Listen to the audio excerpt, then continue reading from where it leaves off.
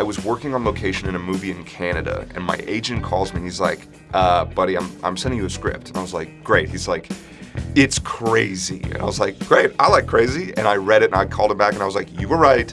This is crazy. And it's one of the most unique scripts I've ever read in my life. You know, Boots has such a developed and individual voice. And he's got so much to say that when you read this script, you just go, you know, someone who's been writing scripts their whole life, who knows like, okay, this is the formula I have to stick to, and if I want to sell this, I have to this, and the budget has to be that, and I have all these things I have to think of.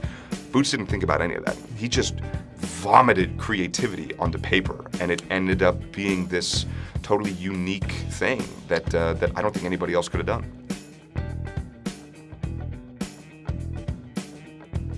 Yes, that is definitely part of it. But part of it for me also is I would love to direct one day. Like I will direct a movie one day. That's kind of my goal. So I love working with first-time filmmakers because I want to see what it's like for someone on their first time. What catches them off guard, what they're ready for, what they're not ready for, and I love having these conversations with them during the process of shooting.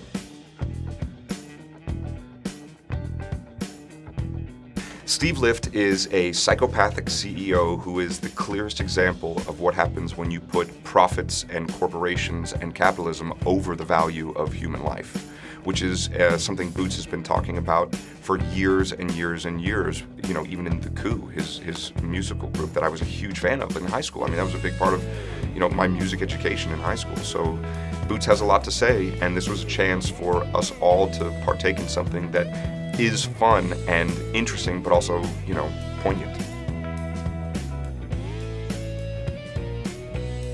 I tell you what, if you watch this movie, and that's anybody, if they watch this movie and they have a theory about what is going on and why, and it's correct, and they message me on some form of social media, I will confirm or deny.